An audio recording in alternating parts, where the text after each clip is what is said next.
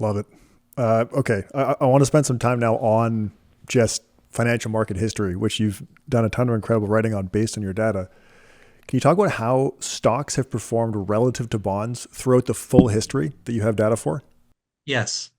And so what we've done is we've looked at several centuries of data for the relative performance of stocks and bonds. Now, if you look at what other people have done, Ibbotson was the first to do this. His data went back to 1926. And then Marsh and Dimpson, they went back to 1900. But what we've done is we've gone back to the 1600s and the 1700s to compare, just so you can have plenty of history. Now, what it's shown is that on average, stocks outperform bonds. There are periods when bonds outperform stocks, but it's the exception rather than the rule. I would say that stocks outperform bonds about 80% of the time. And Hmm. what we've done is we have looked at not only the United States, but other countries as well to see how they perform. Now, if you look at other countries, the bonds were not always risk-free. There are a lot of periods when countries defaulted on their bonds, and you have to take that into consideration. But if you look at the long-term returns in the United States, for example, bonds have returned approximately 4% over time, and stocks have returned about 7% over time. So if you're looking at the long term, there's about a 3% difference in the returns.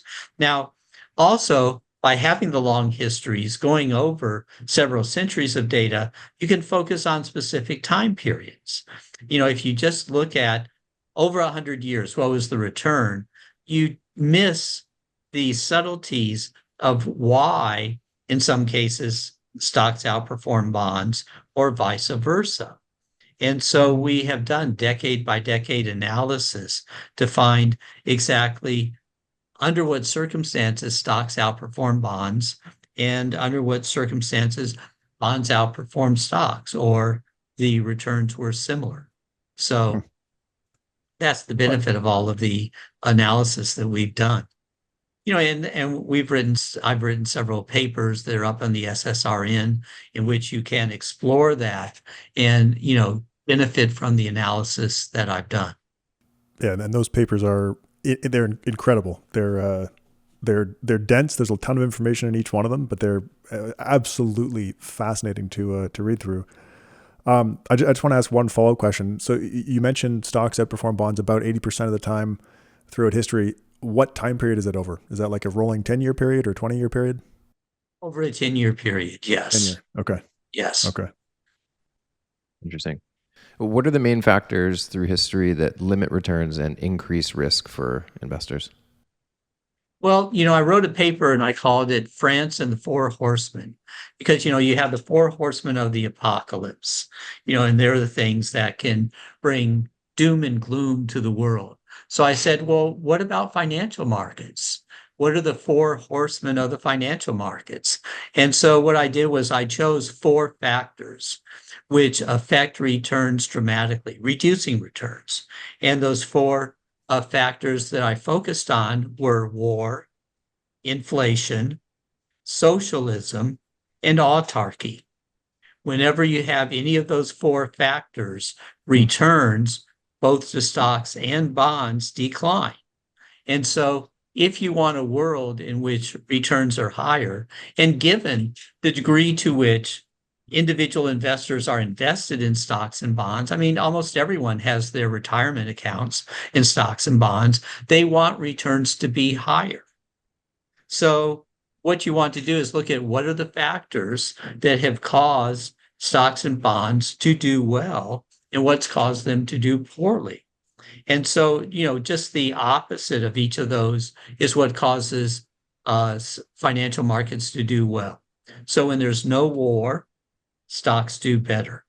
When there's no inflation, both stocks and bonds do better. I mean, the inflation affects the bonds more than the stocks because high inflation, hyperinflation is just wiped out fixed income investors in, numerous cases. If the government's intervening in the market, taking over the markets, they eliminate returns. I mean, look at the Soviet Union, Eastern Europe after World War II. They just closed down the stock markets. People lost everything. And even the threat of the government intervening and forcing people to sell their assets and convert them into bonds is going to limit the returns on the stock market. And then finally, you have autarky, which is the desire of a country to produce things themselves rather than relying upon international trade.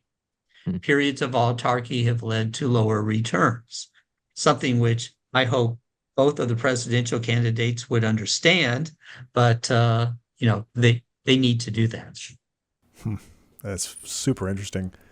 How do you describe the 5 financial eras that we've seen over the last 400 years? Okay, well, the 5 financial eras are the periods of time in which the financial markets have evolved. And the first one is what I call the financial renaissance, which goes up to 1600, in which you really didn't have organized financial markets, but you did have some stocks, you did have some bonds, you had currency exchange rates, and you had commodities. And so the foundations for markets were laid. Then you had the period of mercantilism, which went from around 1600 up until the Napoleonic Wars. And that's when you had the first organized stock exchanges in London, Amsterdam, Paris, and you had formal trading of stocks and bonds for the first time in history. Then after the Napoleonic Wars, you had what I call the period of free trade, in which you had dramatic growth in the financial markets, because with Great Britain sort of running the financial system through the British pound, they favored free trade. And so each country was able to take advantage of that. And, you talk about emerging markets today, but during the 1800s, emerging markets were located in London because the local capital markets were not developed well enough to raise capital. But London was there, and they wanted to invest in the rest of the world. Amsterdam was the same way. And so you had, dramatically high returns and growth in both stock and bond markets during the 1800s up until World War I. Then when World War I hit, everything changed. Instead of having free trade, countries were fighting wars with each other. You had the Great Depression. You had governments trying to run the financial markets very poorly. And so if you compare the returns between the period of 1914 to the 1970s, they were much lower than they had been during the period of free trade between 1815 and 1914. And so that just goes back to what I call the 4 horsemen of the financial markets. And you can see how those factors reduce returns to shareholders and bondholders during most of the 20th century. But since the 1980s, we've had a period of globalization in which all the world's financial markets have been integrated into a giant world financial market. And, computers have contributed to that significantly. Countries that closed their stock and financial markets, such as Russia and China, now have opened them up. And so it's a different world. And what we have to do is just focus on continuing globalization of markets and not pulling back from it and going back to the mistakes that were made during the 20th century. Can you talk a bit more about how the returns on stocks and bonds vary across those eras that you just talked about? Sure. I mean, in the period of free trade in the 1800s, the returns to stocks and bonds were fairly similar. At that point in time, people were primarily investing in bonds rather than stocks. And so, the equity risk premium, which is the difference between the returns on stocks and bonds, was very, very small because money could easily flow from one country into another, from stocks into bonds, and so forth. During the period of what I call Keynesianism of the world wars, there were dramatic differences between countries because the markets were separated. They were no longer integrated. And so a lot of the fixed income investors got wiped out by inflation. They lost everything that they had. Similarly, during the wars, there were a lot of losses. So the similarity in returns that you had during the period of free trade in the 1800s was completely eliminated. And so people were dependent upon what the government's decisions were, and that affected the returns. And a lot of people, got wiped out when the communists came in and closed down the stock markets. People were wiped out completely. Now, I hope that governments have learned the lessons of those mistakes. And you have had higher returns since 1980 than you had during most of the 20th century as a result of freeing up the markets and enabling people to invest in new industries and new technologies. Can you map where we are now to one of the past areas? Like what era does it look like we're in today? Well, I would compare us more to the period of free trade during the late 1800s and the early 1900s. And the reason is simply that if you look at all the financial markets, they've grown dramatically. They have a lot more freedom than they had during most of the 20th century. And so, all of that has increased the returns. I mean, if you look at the returns since 1980, they've been dramatic in every country in the world as each country has freed up their financial markets. I think the fear that I have is that we move more towards autarky of countries producing goods within their own country and putting up barriers to trade, which ultimately will reduce growth and reduce returns to the stock market. We had a period between 1980 and 2020 when governments pushed down interest rates, but then they jumped back up after 2020, causing large losses to fixed income investors. So what we're looking at here is a period of relatively flat bond yields and interest rates, and not the interest rate pyramid that happened between the 40s and the 2020s. And can you talk more about the relative importance of the stock and the bond markets and how they've changed over time? Sure. I mean, the stock markets are much more open. I mean, you have global trading to the extent that you never had before.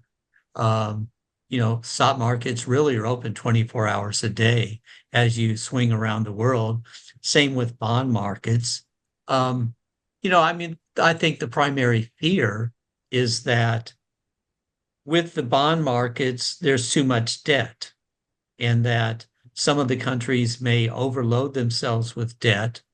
And with interest rates increasing, that would make it much more difficult to pay the interest and the principal on the debt that's due. Now, I don't think we've reached the point yet where we have to worry about that, because if you look at the past, there are several cases where government debt has been twice GDP. Britain during the early 1800s, and then Japan currently. And so it shows that even though there's a lot of fear of there being too much debt, that we haven't reached the breaking point yet, in my opinion. Same with the stock market, even though stock markets have increased in price. And so stock markets as a share of GDP have grown dramatically. I still think there's room for expansion. What about the effect of government debt on country stock returns? I think that's only relevant when the government is limiting access to the stock market. And I don't think that currently they're doing that. Um, the concern is that if too much money flows into the bond market, this stock market is squeezed out, and there's not enough funds available for that.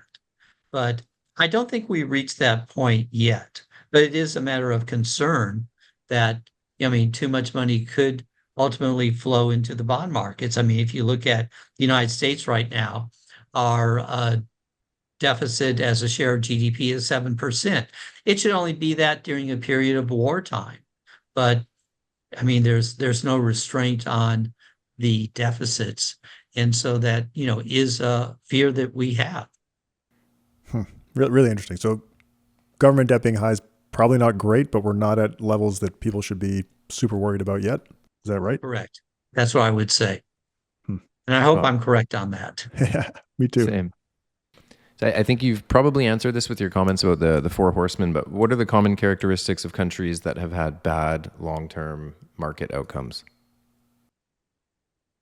Well, I mean, it would go back to the four horsemen. I mean, if you Hmm. look at war, countries when they're involved in wars on their own territory have mass destruction. I mean, look at Germany during the 1940s. Um, the country was just completely decimated, and their stock market at one point declined by 90% as a result. If you look at all of the countries that were involved in World War I directly, their returns were lower than countries where that wasn't true.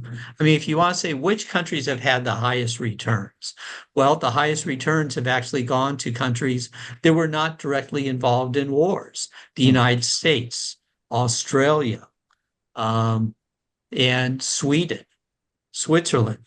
Those countries that stayed out of the wars or the war didn't take place on their territory, they were the countries that have provided the highest returns. Low returns have gone to countries that were directly involved in wars. Japan, for example, during the 1940s, Germany during the 40s, and so forth. And it wasn't just the destruction that came from the war, it was the limitations on investment which occurred as a result. Because during a war, the government wants to throw all their resources at the war. They issue huge amounts of debt, and they place restrictions on the stock market so money cannot flow into the stock market, but flows into the bonds that they're issuing. And so that naturally is going to limit the returns. Then after the wars, you had inflation, hyperinflation, and that wiped out the bondholders in each country.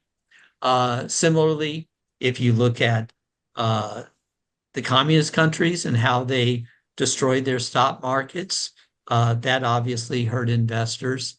And then, countries that pursue autarky. I mean, most of Latin America has tried to produce things themselves, and they haven't succeeded. So just go back to the four horsemen of the financial markets, and you can, determine exactly what are the factors that cause returns to be lower or to be greater. Just to follow up on that, with respect to your comments on war, you mentioned some of the best performing markets in the world, like Australia has been largely absent from global wars, but you also mentioned the U.S., and I think a lot of people consider the U.S. to be very much involved in, historically, many of the wars, but they've also had exceptional performance as far as the stock market goes. So can you maybe just delineate there from Right. Well, the difference is the wars didn't occur on our territory. So that's really the main. That's the main difference. The wars were fought outside of the United States. Mm-hmm. And yeah, I mean, it pulled us out of the Great Depression because we basically took tens of millions of people, put them in effort, to fight the war. And so we had high returns as a result. But also you want to look at technology. I mean, if you want to understand emerging markets versus developed markets, I think that during the past 10 years, or actually the past 30 years, the United States has been the technological center of the world. And people back in the 80s and 90s thought, oh, emerging markets have large opportunities for growth simply because they have lower incomes. But it's in the United States that you've had these global companies that stretch throughout the world. Google, Facebook, Apple, Amazon. They're all global companies that can take advantage not only of developed markets, but emerging markets. And that's why if you compare the rest of the world with the United States during the past 20 years, the US has far outperformed all the other countries. Emerging markets haven't really budged since, during the past 10 or 20 years, while the US has grown dramatically. So it's both a combination of the fact that war was not on our territory. We're able to make technological advances as a result of the wars and other factors, and then exploit that to increase the rate of growth in the United States. I do want to come back to how special the U.S. market is in a minute, but so you talked about examples like Japan and Germany. I've seen those data, big losses. It's pretty crazy. How does something like the French Revolution in 1789, how does that affect stock prices?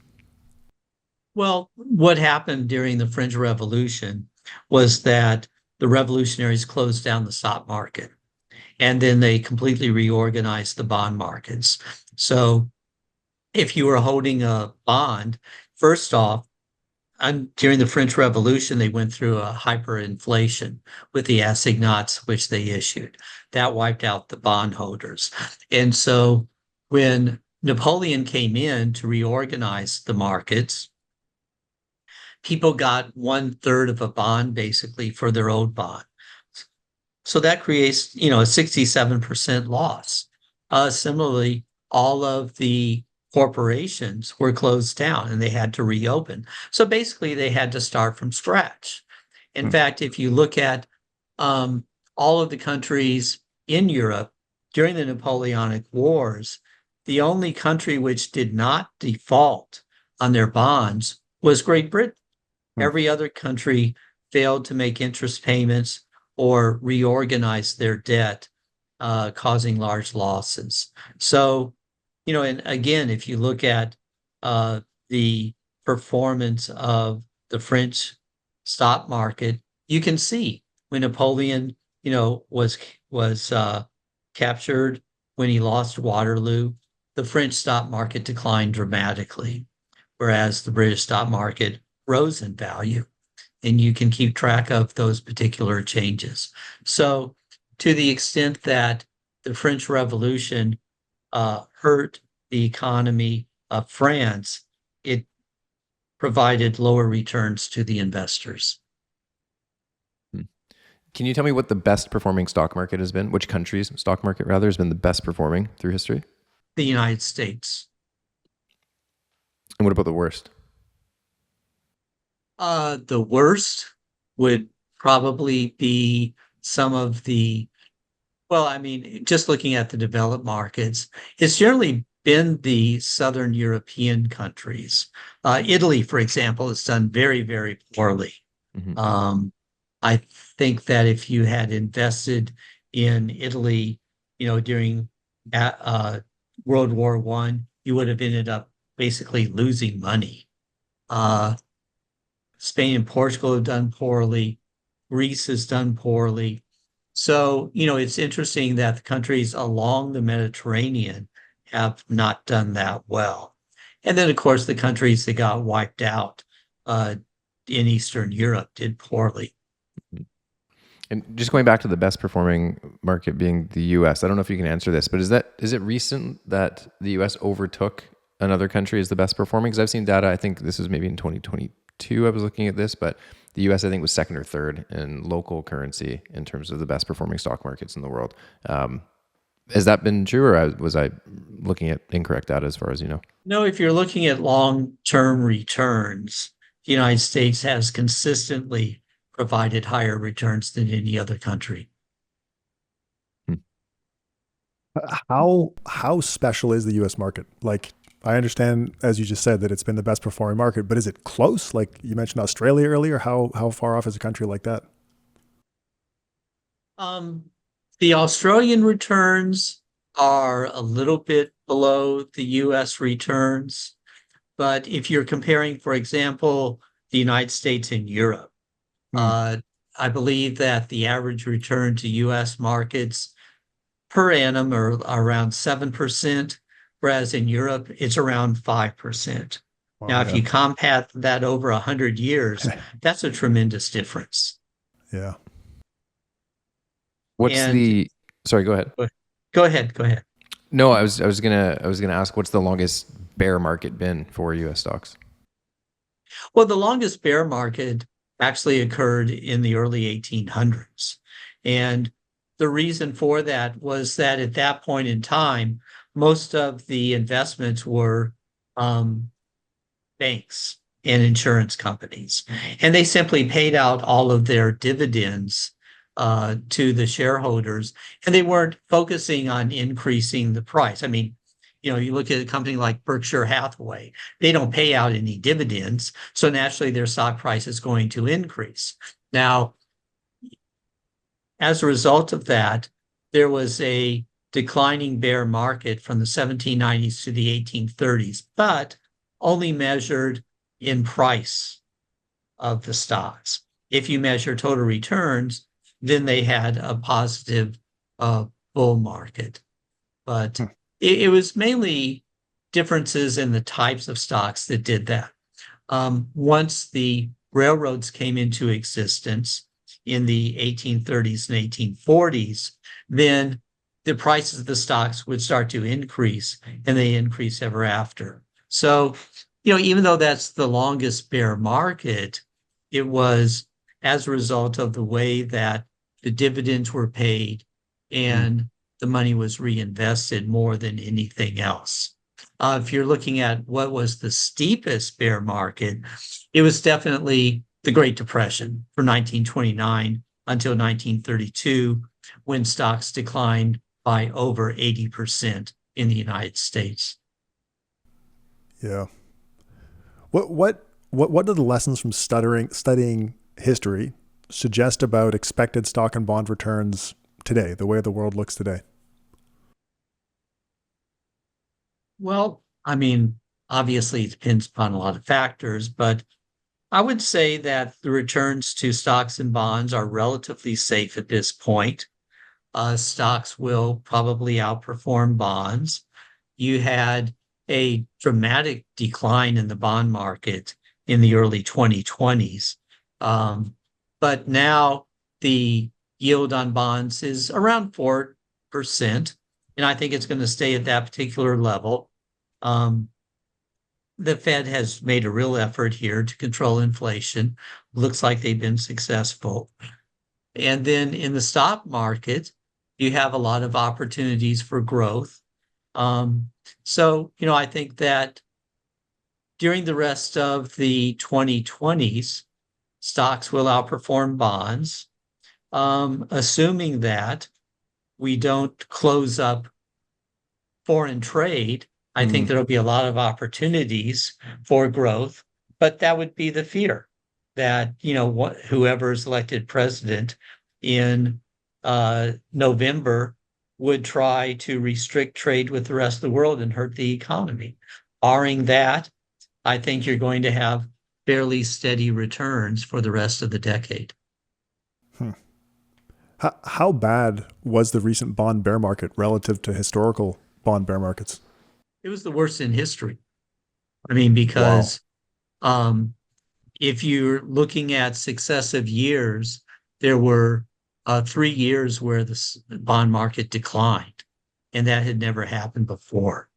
Actually, a little more like 2.5 years, but it was the Civil War in which there was a similar decline, but it wasn't even close, because bonds lost basically 20% because interest rates went from, on the 10-year bond, 0.5% up to almost 5%. And that, and the yield on bonds and the price on bonds are inversely related. If the yields go up, price of bonds go down, yields go down, price of bonds go up. And so since the yield on bonds had declined from 1981 to 2020. It was golden years for fixed income investors. But you had the worst bear market in bond history in those 2 years of 2021 and 2022. And there's, no getting that back. If you look at any chart of total returns, you can see that you've had a decline so that people were pushed back to where they had made no profits in bonds in 10 or 15 years. It just wiped it out completely. And so it was the worst in history. But I don't think that a similar bond bear will occur simply because the only thing that can cause a bear market in the bond market is rising interest rates. And so barring rising interest rates, that won't repeat itself. And it's done. It's history. Move on. How low were interest rates in recent history relative to the longer term history of rates? They were the lowest they'd ever been in history. Absolutely. I mean, in Europe, you had negative interest rates for bonds in Germany, Switzerland, and some of the other countries. In the US, the low point was about 0.5%. That was sort of a anomaly when it went below 1%. But interest rates, if you look at them over the long term, over a period of several centuries, have been on a downtrend. And that's because the riskiness of bonds has declined over time.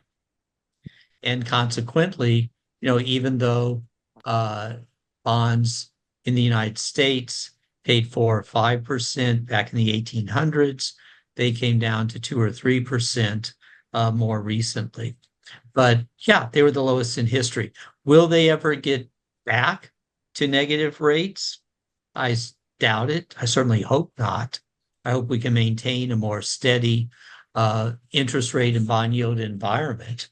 I think that was an anomaly because the central banks were trying to fight unemployment by keeping interest rates low, but they found the cost of it. At some point, markets have to adjust to their natural levels, and the bond bear market was the cost of doing that.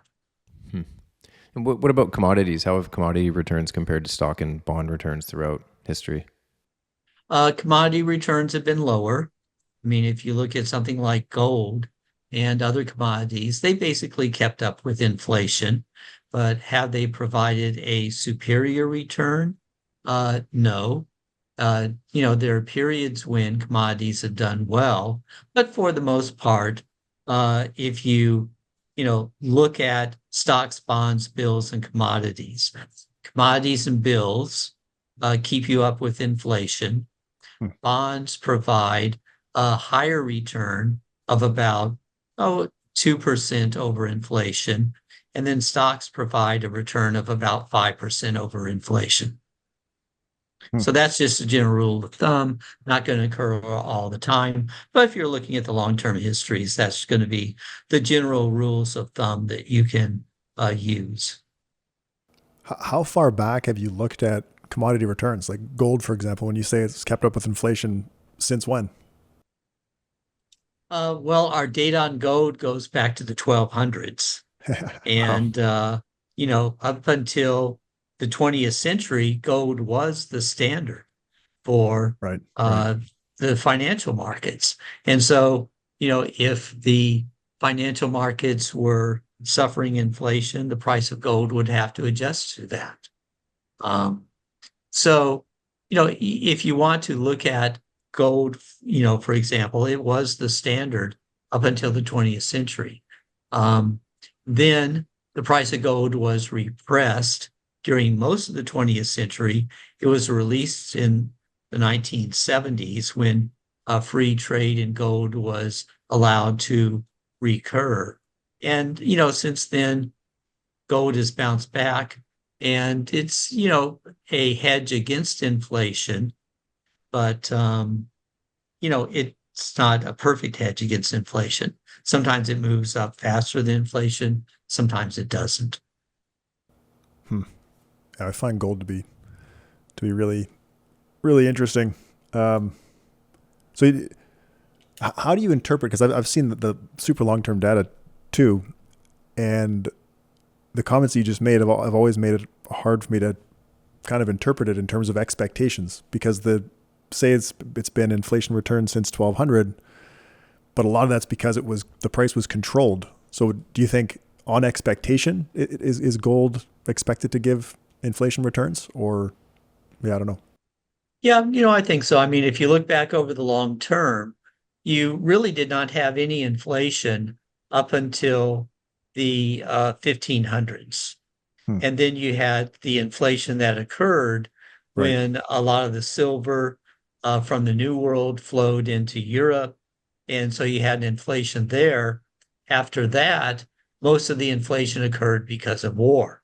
Hmm. You had inflation during the Napoleonic Wars.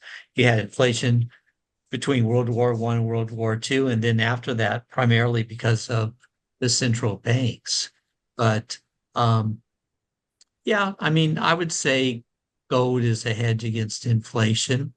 But I think if you want to look at investing, you're going to do better putting your money in stocks and bonds rather than in gold. Yeah. And it's a hedge against inflation over long periods, but like you mentioned before, it can be pretty volatile over short periods. Yes, definitely. Yeah. Your paper on emerging markets, so I want to move to that. It's so good. It's so cool how you're able to construct a data series. How did you address the lack of historical data for emerging market returns? Well, like I mentioned earlier, the emerging markets really existed in London during the 1800s and early 1900s. I mean, the emerging markets didn't really come into existence until the 1980s. Right. No one talked about them until then. And, if you want to look at the markets back in the 1800s, they were colonial markets. Um, England had its own colonies and invested in them, as well as South America. And then France invested in Eastern Europe and in Africa and other countries. Um, so there weren't really emerging markets, there were colonial markets. And anyone who wanted to raise money for investment in South America, Australia, any of the countries where England was, especially India, they would go to London and they'd raise the money in London. Then they would take it back. And so if you want to know how we put together data on emerging markets, we relied upon the investments that were made in London during the 1800s and the early 1900s. At one point, Egypt was a major market, but that was primarily because of the Suez Canal and the money that flowed into it. So you can look at almost any country in the world and see how money was invested in that particular country through London, Paris, Berlin, New York, and other countries, and we're able to put that together.